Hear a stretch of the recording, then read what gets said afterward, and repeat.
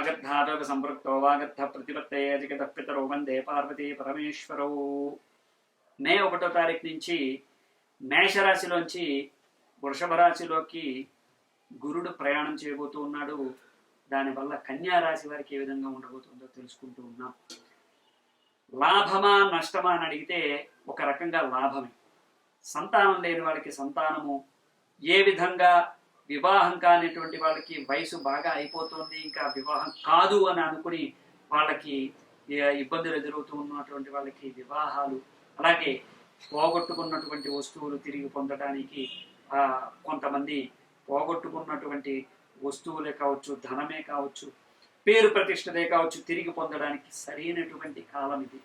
ఈ సంవత్సరం అంతా కూడా మే 1వ తారీఖు తర్వాత గురుడు మార్పు చెందడం వల్ల ఈ సంవత్సరం మంచి యోగదాయకంగా ఉండబోతుంది. అంతేకాదు గృహప్రవేశాది ప్రవేశ యోగాలు కూడా ఉండబోతూ ఉన్నాయి. ఇల్లు కట్టుకునేటువంటి వాళ్ళకి మంచి యోగదాయకంగా ఉంది. అలాగే ఎవరితోనైనా సరే శత్రుత్వం ఉంటే మిత్రులుగా మారేటువంటి అవకాశం ఉంది. వ్యాపారస్తులకి బ్రహ్మాండంగా సాగబోతుంది. అలాగే మొన్నటి దాకా రాహు వల్ల, గురుడు వల్ల ఇబ్బంది పడినటువంటి కన్యా రాశి వాళ్ళు ఈ సంవత్సరం వృషభ రాశిలోకి ప్రవేశించడం వల్ల అద్భుతమైనటువంటి యోగాలు పొందబోతూ ఉన్నారు. వెతకబోతున్న తీగ కాలికి తగిలితే ఎంత అదృష్టమని అనుకుంటామో, అలా ఎప్పుడూ కూడా ప్రయత్నం చేస్తూ ఉన్నా కానీ రాని లాభాలు ఈ సంవత్సరం రాబోతూ ఉన్నాయి. మీలో మీకు అనేక రకాలైనటువంటి సంఘర్షణలకి సమాధానాలు దొరకబోతూ ఉన్నాయి. వివాహాది శుభకార్యాలతో పాటు, గృహప్రవేశాది శుభకార్యాలతో పాటు అనేక రకాలైనటువంటి వ్యాపార లాభాలు కూడా కలగబోతూ ఉన్నాయి. ఎప్పుడూ కూడా దారిద్రము చేత, దుఃఖము చేత ఇబ్బందులు పడుతూ, రుణాలు ఎక్కువైపోతూ, ఆ ఆత్మన్యూనతికి గురైపోయినటువంటి కన్యారాశి వాళ్ళు ఇప్పటిదాకా ఇప్పుడు గురుబలం చేత మేలు పొందబోతూ ఉన్నారు. అదే రాహువు గురుడు కలిసి ఉండటం చేత అష్టమ స్థానంలో ఇప్పటిదాకా ఉన్నటువంటి గురుబలం ఇప్పుడు నవమ స్థానంలోకి వచ్చి గురుడు చేత అనేక రకాలైనటువంటి మంచి పనులు చేయించబోతూ ఉన్నాడు. మీరున్నటువంటి స్థానం నుంచి ఉన్నతమైనటువంటి శిఖరాల దిగడానికి ఇది సరైనటువంటి మార్గము.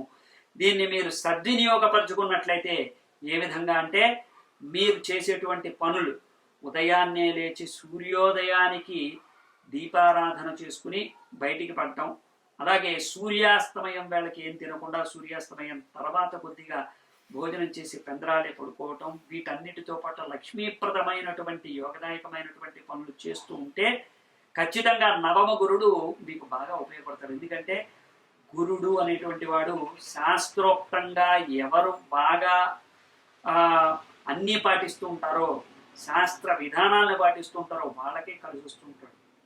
మీకు ఉదాహరణ చెప్పాలి అంటే, ఈ రోజు గడిచిపోతే మళ్ళీ రేపటికి రాదు.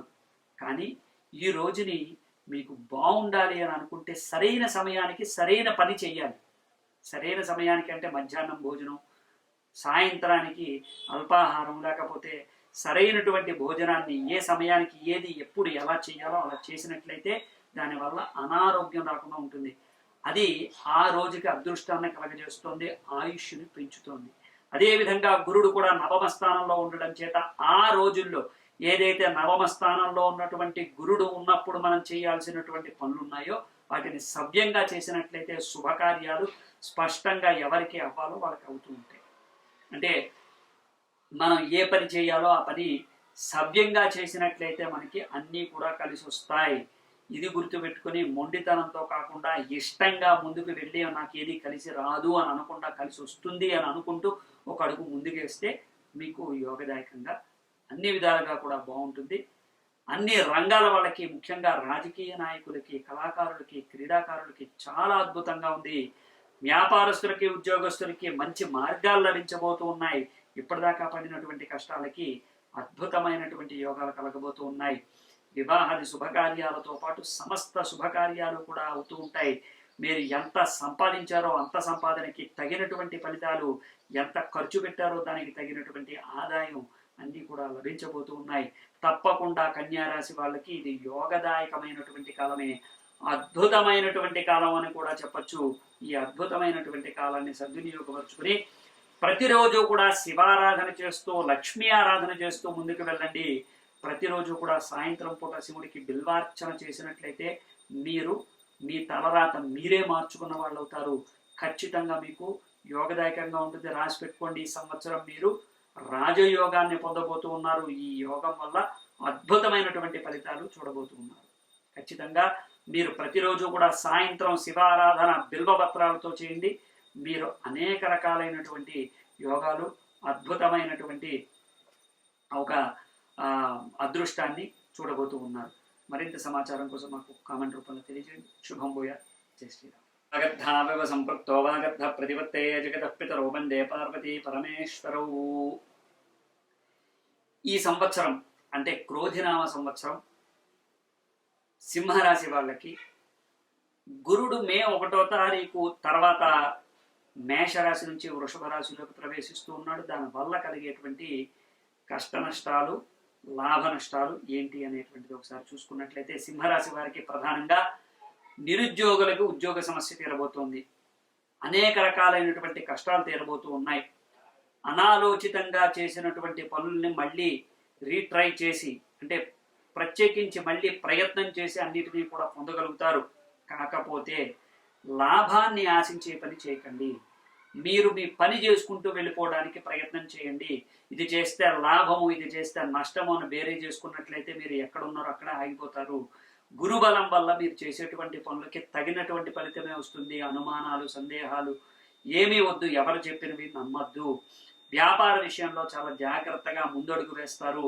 కానీ ఆలస్యంగా అన్ని లాభాలు కలుగుతూ ఉంటాయి. ఆలస్యంగా అన్ని పనులు అవుతూ ఉంటాయి. కొద్దిగా సంయమనం పాటించి మీరు ముందడుగు వేయాలి. అలాగే విద్యార్థులు ఏదైనా విదేశాలకు వెళ్ళాలని అనుకుంటున్నటువంటి వాళ్ళు అప్లై చేసినటువంటి 1-2 సార్లు రిజెక్ట్ అయినా ఈ సంవత్సరం ఖచ్చితంగా విదేశాలకు వెళ్ళడం గ్యారెంటీ. ఈ విధంగా గురుబలం వల్ల మీకు అనేక రకాలైనటువంటి లాభాలు కలగబోతూ ఉన్నాయి. ప్రత్యేకంగా ఇప్పుడు మీరు తీసుకోవాల్సినటువంటి జాగ్రత్త ఏంటంటే, నిరుద్యోగులు చాలా పకడ్బందీగా మీరు కనుక ఒక ఇంటర్వ్యూకి వెళ్ళినట్లయితే లేదా ఒక సమస్య గురించి ప్రయత్నించినట్లయితే అది తప్పకుండా మీకు కలిసి వస్తుంది. మీలో ఉన్నటువంటి ఆత్మస్థైర్యం పెరుగుతుంది.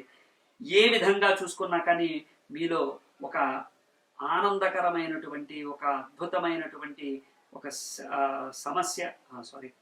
ఆనందకరమైనటువంటి అద్భుతమైనటువంటి యోగాలు కలగబోతూ ఉన్నాయి. కానీ అది గ్రాడ్యువల్గా, స్లోగా, మెల్లిగా కలగబోతూ ఉన్నాయి. ఈ సంవత్సరం చివరి వరకు కూడా వాటిని ప్రయత్నిస్తూ చివరిలో మీరు పొందినటువంటి ఫలితాలు ఆనందకరమైనటువంటి ఫలితాలుగా ఉండబోతూ ఉన్నాయి. అయితే స్త్రీలతో జాగ్రత్తగా ఉండాలి. ఎట్టి పరిస్థితుల్లో ఎవరికి మాట ఇవ్వకూడదు. ఈ 2 జాగ్రత్తగా గుర్తుపెట్టుకోండి.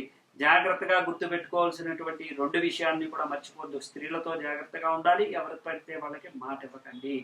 అనాలోచితంగా చేసేటువంటి పనుల వల్ల ఇబ్బందులు పడతారు. అప్పులు ఎవరికి ఇవ్వకండి. అనుకున్న పనులు ఆలస్యమైనా మీకు ఖచ్చితమైనటువంటి మంచి ఫలితాలు అయితే ఖచ్చితంగా రాబోతూ ఉన్నాయి. రాజకీయ నాయకులకి, వ్యవసాయదారులకి, వృత్తి వ్యాపారులకి అందరికీ కూడా మంచి యోగదాయకమైనటువంటి లాభాలు కలగబోతూ ఉన్నాయి. గురుబలం చేత మీకు మంచి కాలేజెస్లో కూడా సీట్లు వచ్చేటువంటి అవకాశాలు ఉన్నాయి. చదువుకునేటువంటి వాళ్ళకి, విద్యార్థులకి కూడా ఈ విధంగా మంచి యోగదాయకమైనటువంటి ఫలితాలు సింహరాశికి గురుడు వల్ల కలగబోతూ ఉన్నాయి. మరింత సమాచారం కోసం మా కామెంట్ రూపంలో తెలియజేయండి. ప్రతి నిత్యము కూడా శివారాధన చేయండి, దుర్గాదేవి ఆరాధన చేయండి. మరింత ఎక్కువగా భక్తిపూర్వకంగా దుర్గాదేవికి ఆరాధన చేసినటువంటి వాళ్ళకి మంచి ఫలితాలు లభించబోతున్నాయి. శుభం భూయా. జై శ్రీ.